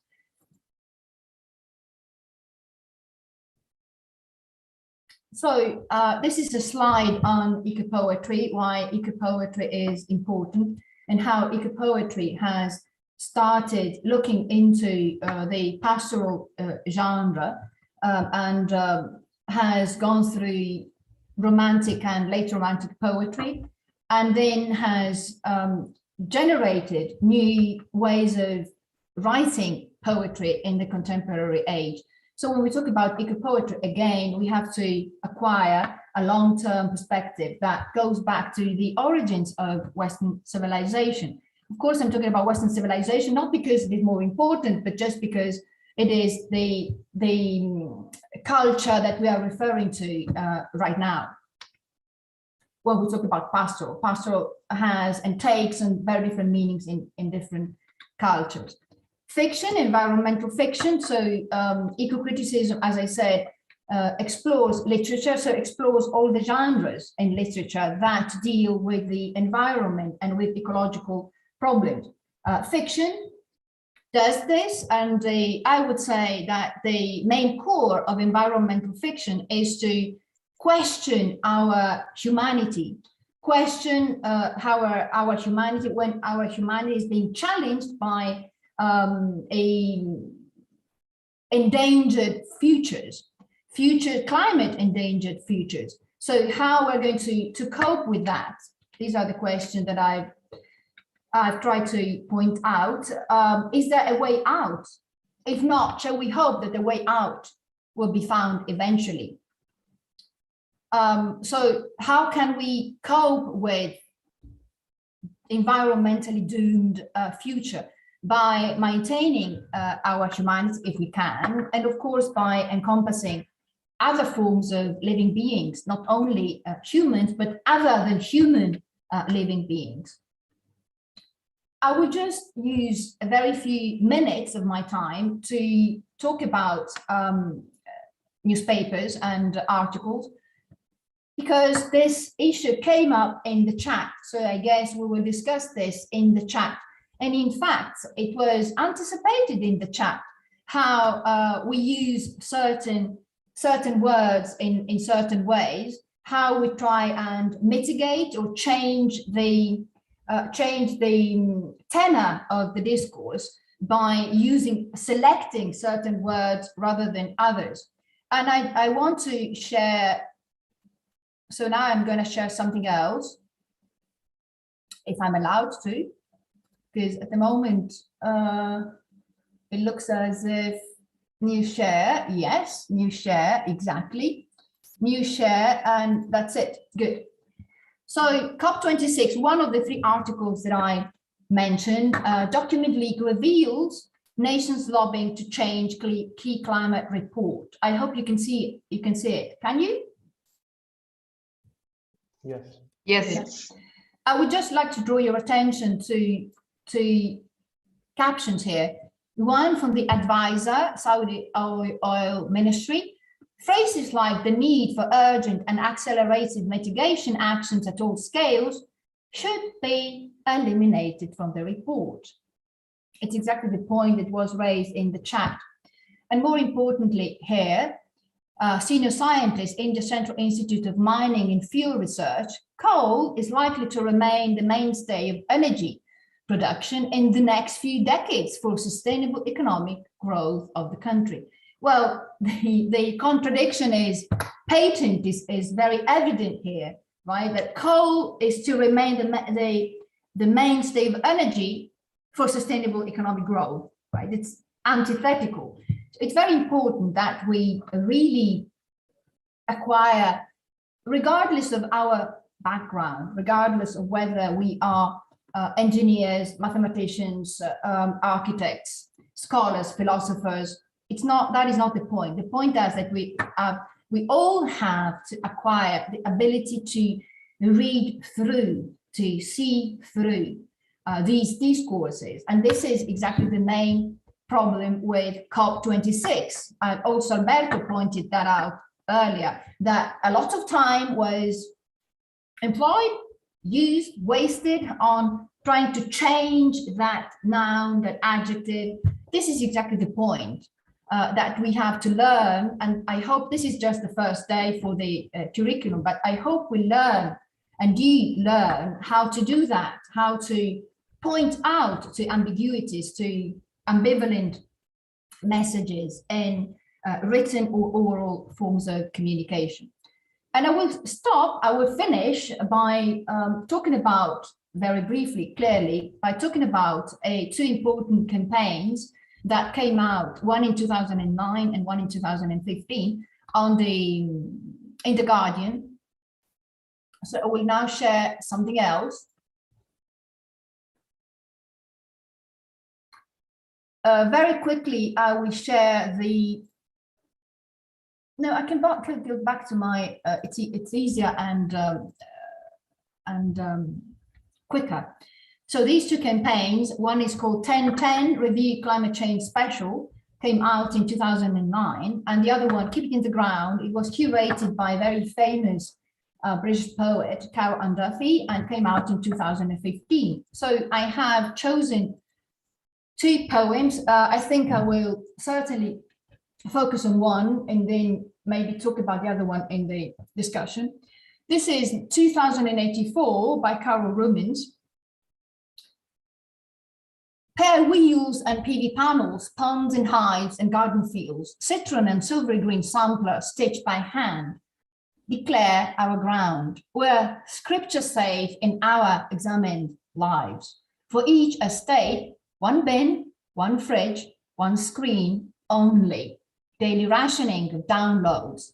That ice bar, thrilling in the distant sound, that flood in motion inches from the crossroads, where we abolished runways and rewound the wine mills, will be measured and contained. The government says so, and the world will sail over the carbon peak, will be in free fall, the whole sweet way to paradise regained.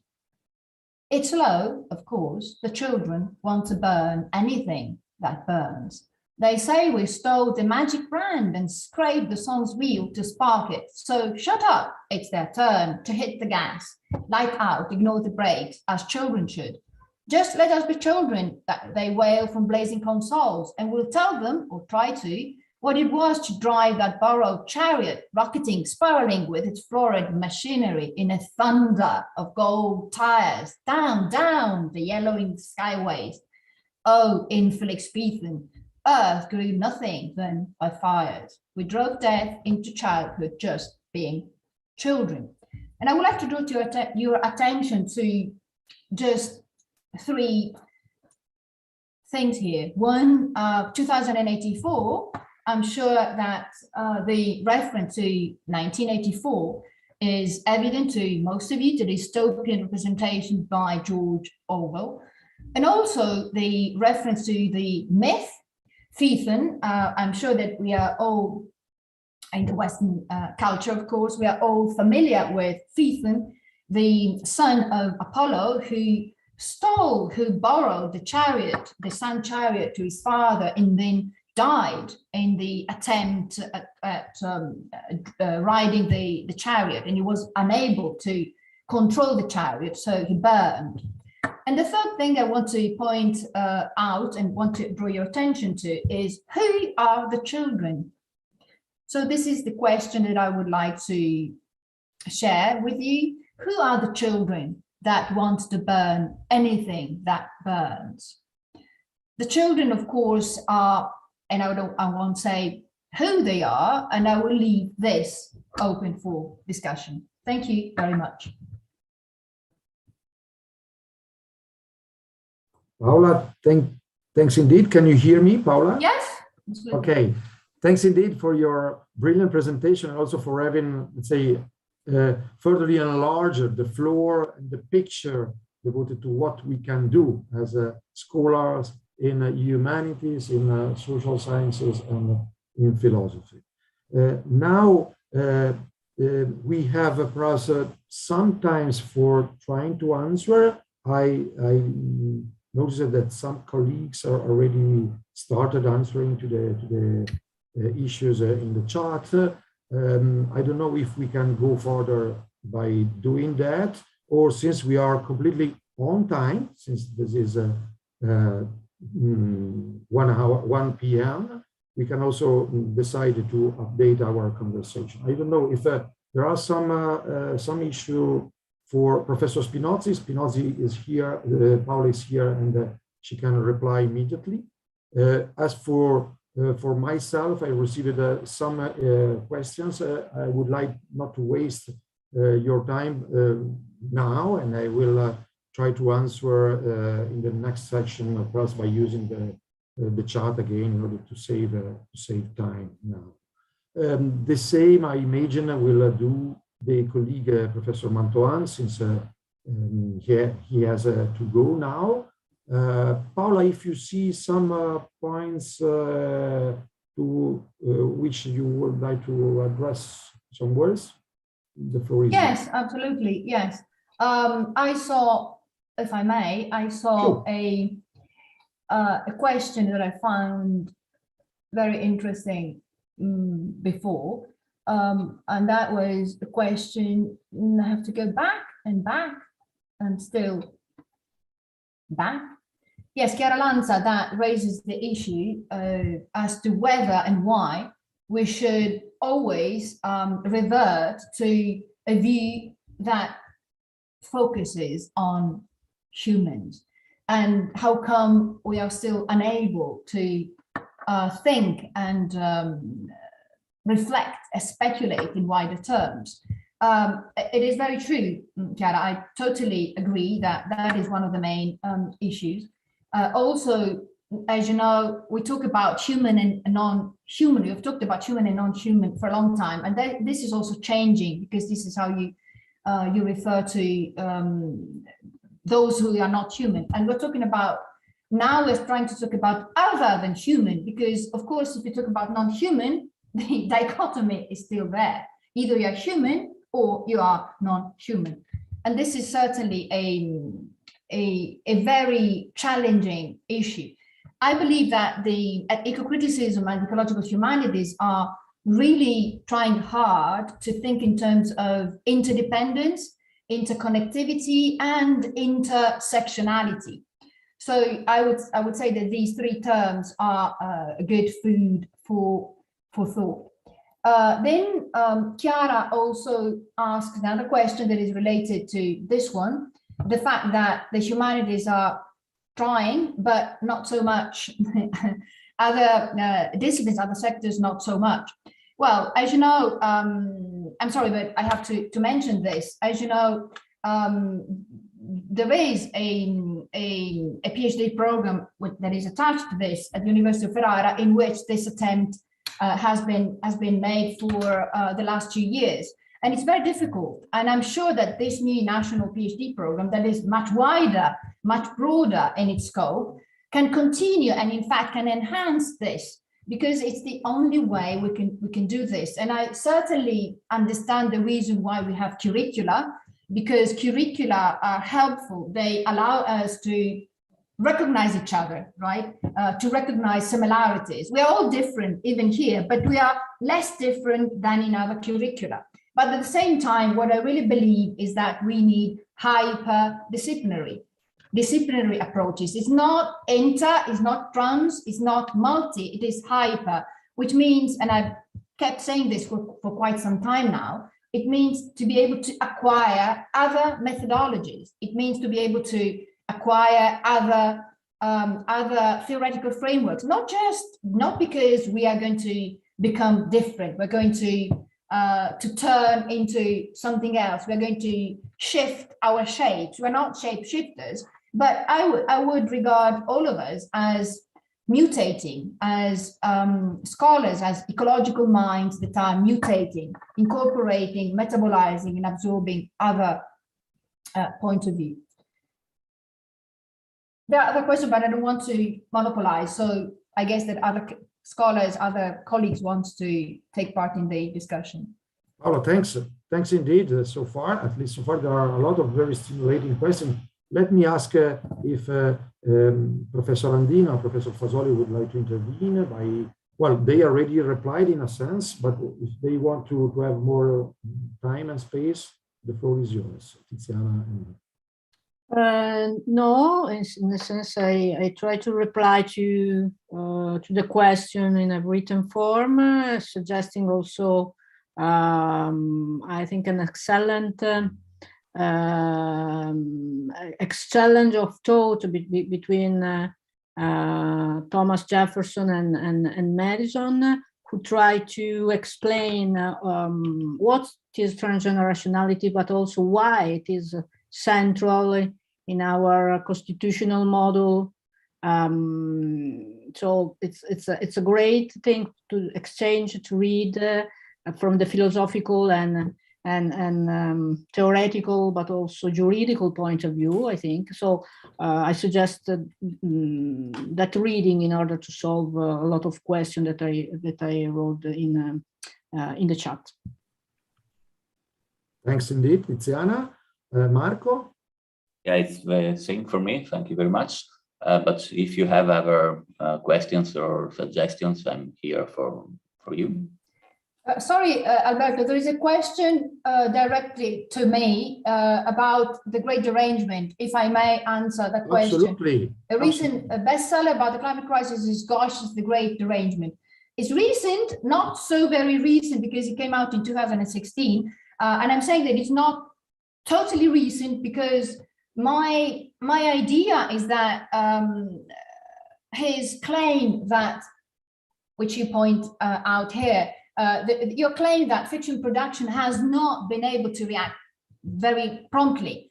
And I remember Chiara Lanza raised the same issue in a previous event as to whether authors of in all genres, poets, playwrights, and novelists, whether they have been able to address the climate crisis issue promptly, and whether they have failed. Well, this was the case a few years ago, but I believe it's no longer the case. I believe that now things have changed, and I think that now awareness is being raised. I can see that plots have proliferated. So no, I wouldn't agree to that. I would agree that it was the case a few years ago, but 5 years in literary criticism, just like in every other sector, are a lot, and things have changed. Thanks, thanks indeed, Paola. If I may then add a couple of words devoted to the issue that I received very few times. Well, in the meantime, following the example coming from other colleagues, I tried to copy and paste in these slides your very really interesting triggering contributions. As to Elena Nalato, thanks indeed, Elena. Vaccination apartheid. Well, two levels. From a technical point of view, that apartheid didn't took place since well, not in terms of vaccine, but in terms of tests, they were distributed for granted, and the delegates were all vaccinated by the state from the technical point of view. But from an ethical and political point of view, you are completely right. The risk that we are occurring is that the weakest part of the world is occurring the risk of having the weakest time and access to the public voice. So this is really a research topic. So the nexus between weakness devoted to vaccination and weakness or additional weakness devoted to climate change migration, climate change difficulties of housing, or promoting one's own view for happiness, for wellness, is really a triggering research topic. And thanks for having raised it again, also in those terms. I'm completely on your side. Alberto, sorry, because we are, I think, almost over. Can I ask again, who are the children in the 2084 poem? So, sorry, Paula, I was not able to ask. Yeah, no, I wanted to readdress the question with which I finished my presentation. The poet, the eco-poet, Carol Lumens, she mentions children. Who are the children she refers to in that poem in 2084? That dystopian poem. This was a question that I left open, and I think that someone in the chat has already, I won't say who, but someone in the chat has already addressed that issue. So the question is, who are the children? But this is a question that, are you referring to me or? No, not to you, Alberto. No, it's for the students or for us. For all of us. For all of us. Okay. All of us. But now it's clear. Sorry, because the audio was not completely understandable before. So can I? I'm sorry, Alberto. Yeah. If you unshare your screen. Okay, but just Paula, sorry, just to give an order and to conclude our point. Yeah. I would do that. So I reserve myself to answer to all people raising issues to me. Very interesting. Elena Nalato, Lydia Dahl, and then Chiara Lanza, Licinia Pascucci, and Barbara Frigione in the chat during the afternoon by copy and pasting their own questions and trying to reply in capsule forms. As for the other colleague, Marco already replied, and Professor Mantoano will be with us later on. Yeah, or if you wish, I can also answer now. Or just tell me if there's time. Well, perhaps we can leave the floor to Paula in order to conclude, to let Paula conclude. Then perhaps we can update our conversation in the afternoon, since we are just a bit late, but we are substantially on time. Please, Paula, the floor is yours. Yes, thank you. Well, I would like to hear from you. I would like to try some interactive activity. When here, you see, I don't know if you can see my cursor. It's low, of course. The children want to burn anything that burns. From here to the end, just let us be children that wail from blazing consoles, and we tell them, or try to, that it was to drive that borrowed, blah, blah. So who are the children?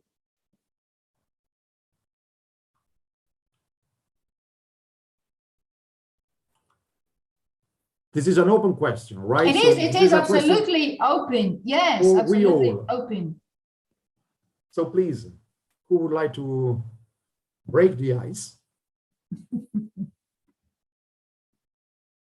I see messages, Paula. Ah, sorry. Ooh, sorry about that.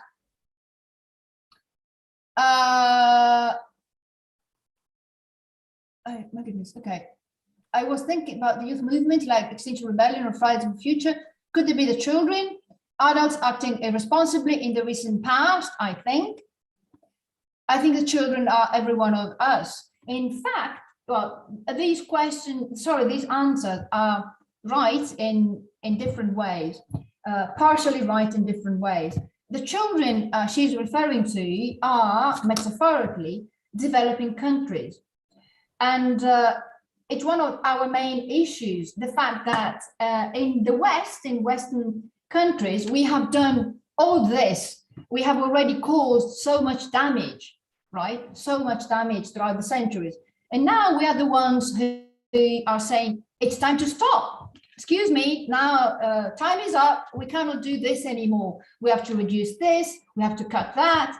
But other countries have not experienced that. So we are asking them to not grow up, to not be able to grow, to, in a sense, to arrest their growth, because we have already done all the growing and seen where it gets us. But that, of course, is hugely controversial, because again, it's the Western anthropocentric view of the world that is supposed to lead the way. And because we have already not been able to lead the way, why should we now? And in fact, one of the, in the chat, there was one point that raised exactly this issue. Let me go up to the chat here. Sorry, where is it?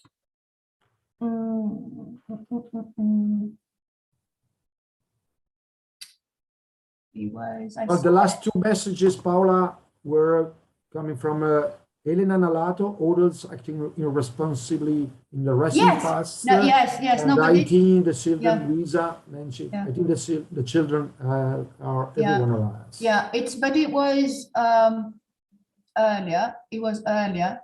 It was quite an answer to someone else. I'm checking the chat right now, and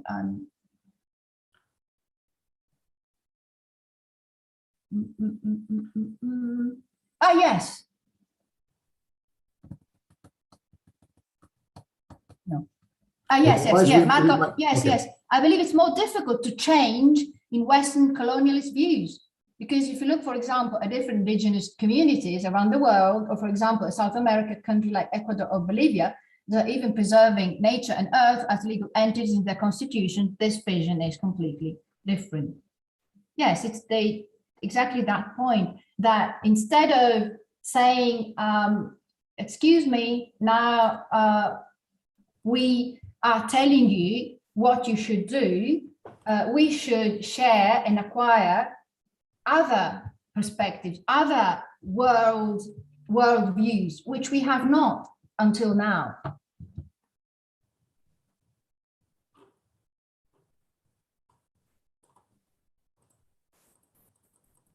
So in a nutshell, it's mostly, not only, but mostly a matter of culture and interculture in a very wide sense of the term.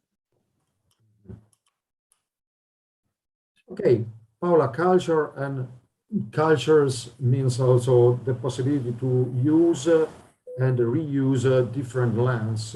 And this morning we try to share with the audience, with the other colleagues, and with our PhD students and candidates a significant segment of the multi and transdisciplinarity of our curriculum.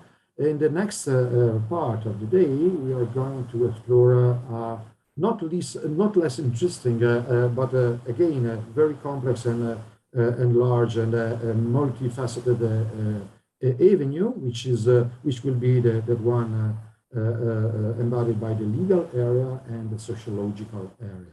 So I don't know if our coordinator, Professor Martina, would conclude in some ways, but from our side, I do think that we arrived at the end of the morning in a very satisfactory way. Thanks indeed to you all, first of all. Thank you, Alberto. Nothing to add, and we'll meet again at 3 p.m. this afternoon. So have a nice break. Thank you. Thanks indeed. Bye. Thanks. Bye. Bye to you all. Bye. Bye to intervention.